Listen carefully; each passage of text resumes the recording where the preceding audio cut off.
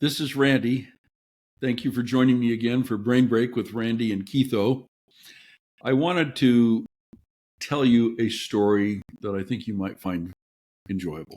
I used to work for a pretty large chemical company, and the safety director office where I worked out of, I actually worked from home, but it's where the trucks were and the chemicals were. One day I was talking to him, and he had to do a presentation, and it was about bloodborne pathogens.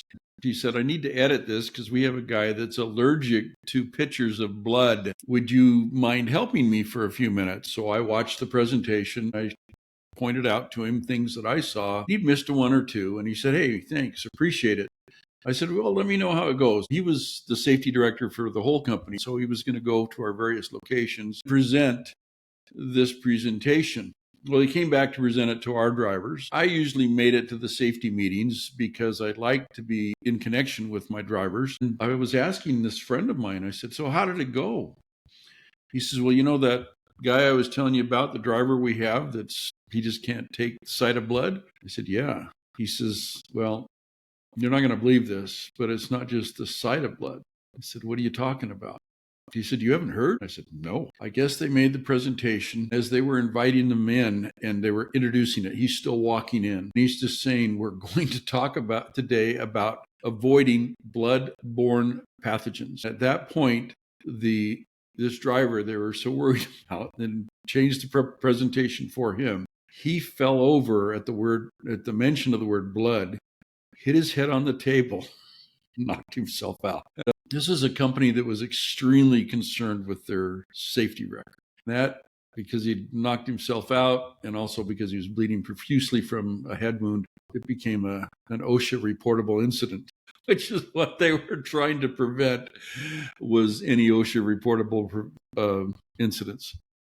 Anyway, that may seem like a silly story to you, but it's brought me a lot of joy over the years. I mean, he was told, I know this driver, at least I knew him, and he was pretty vocal about the fact that he couldn't stand the sight of blood, but he didn't say that the word blood was enough to make him faint, which is what happened. He's okay. The company survived, and it was just kind of an interesting experience. If someone tells you something, you might want to ask a few more questions, not just take someone else's word for it, which is what he did. The dispatcher's the one that said, oh, he can't stand the sight of blood, not that he can't even hear the word blood. I don't know what would happen if he read it. He was on an ambulance on his way to an emergency room when all this happened, when they taught everybody else about it, and could have used the original presentation.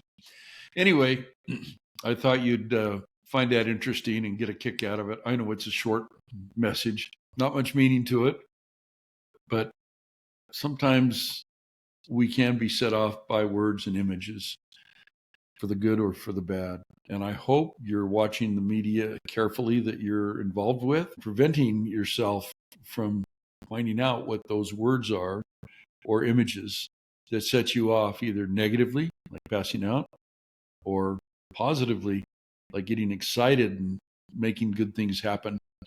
So with that, I'll let you go. And again, I wish you a wonderful day. Please like and subscribe. Tell your friends about Brain Break with Randy and Keitho.